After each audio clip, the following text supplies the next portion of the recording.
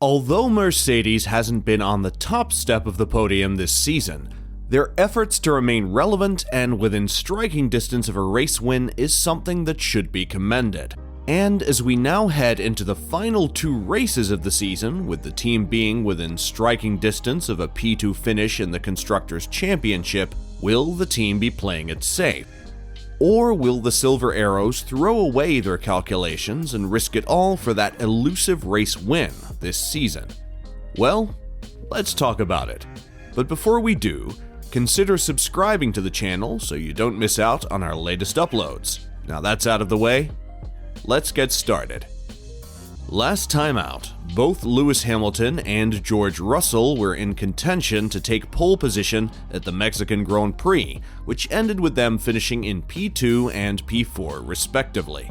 And as we head into the Sao Paulo Grand Prix this weekend, Mercedes has all the momentum now to overtake Ferrari in the constructors' standings, and Motorsport Strategy Director James Vowles would direct a frank assessment of their chances to do so.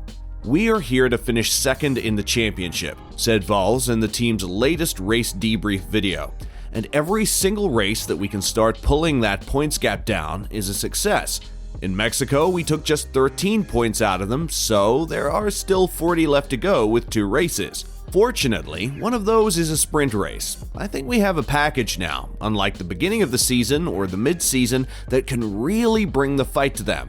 But 40 points is a tremendous ask. It will need us really having everything perfect, everything right, and Ferrari perhaps to give us opportunities to open the door for us to pick up second. What I can tell you is that we're not giving up until the checkered flag in Abu Dhabi." Many experts believed that Mercedes' performance in Mexico was a one-off, since the city is situated at a higher altitude with thinner air, which perhaps had dampened Mercedes' deficit to the top 2 teams. Which has led Vowles to say that these 2 remaining races do not give Mercedes the same boost that Mexico had given them. "Ferrari won't be that far back and away from us as they were in Mexico," he said. "They will be closer in Brazil and Abu Dhabi, and it will be a very close fight between our 2 teams.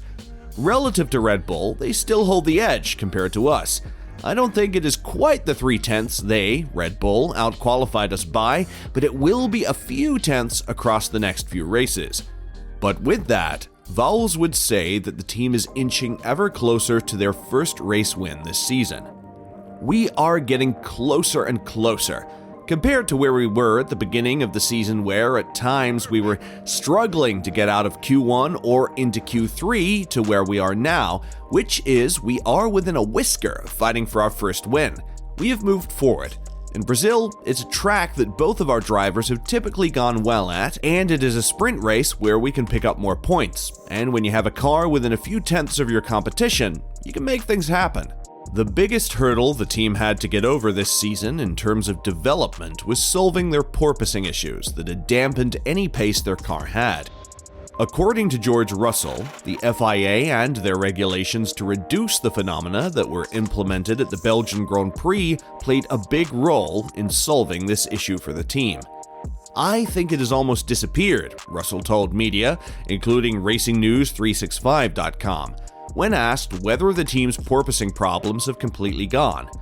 "I think the couple of small rule changes that were implemented by the FIA definitely helped, and the changes into next year by raising the floor edge, we're almost 100% sure that will take porpoising out of the equation totally."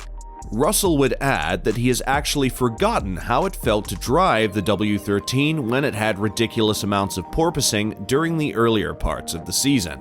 "It's funny.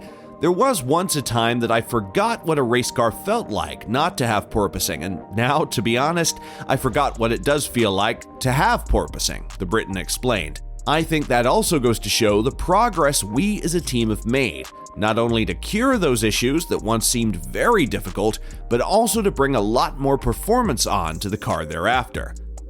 Russell would then add who the team has their sights on in these final 2 races. "The car this year is a very different beast compared to the one Mercedes had last year. Our performance in Mexico was a little bit stronger than our base performance.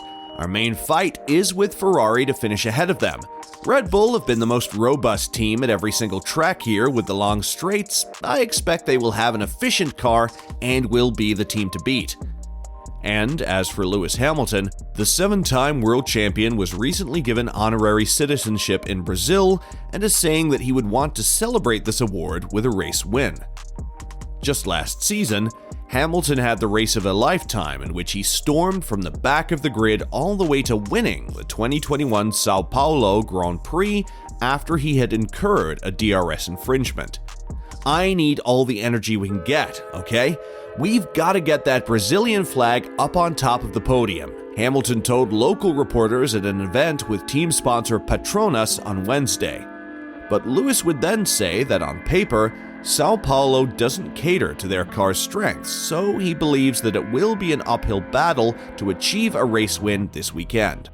I don't think my engineers feel too confident that the car is going to be spectacular here because of the altitude and the downforce, Hamilton told Sky F1, but I hope when the car touches the ground tomorrow that it's connected in an unexpected way. We kind of know where our car is going to work and what corners it won't work on, so I anticipate it's not going to be the easiest of tracks. But there's weather, there's all sorts that could come into it. So, out of the next 2 races, this is the best option we'll have, or the closest I think we'll be. I think the next one, Abu Dhabi, with those long straights, will be tough. Mercedes' team boss Toto Wolff would also dampen the team's high expectations for this weekend and say, "We're proud to be coming back to Brazil, with Lewis having been made an honorary citizen this week and having had such good memories there in the past. On paper, it should be quite a strong circuit for us as Mexico, but regardless, we want to keep our momentum from recent races, so we will keep working hard to hopefully be in the mix once again. We didn't optimize every opportunity in Mexico, but we still managed to score good points with Lewis's great drive to the podium and George Russell's P4 finish. It was encouraging to be in the fight for the win, showing how far we've come since the start of the year. While we're always aiming for the top spot, we should be proud of that progress, and we're aiming to keep it going through the end of the year and into 2023. And as for 2023, George would say that the team has been in lengthy meetings as of late, and that the team's 2023 plan is steadily taking shape. I was at the factory on Tuesday. It's been a very important couple of weeks for us in terms of development for next season. We had some important meetings and simulator sessions last week, which I wanted to be back home for." And there you have it, guys. So who do you think comes out on top between Ferrari and Mercedes? Let us know in the comments section below. And as always, don't forget to like and subscribe to the channel if you haven't.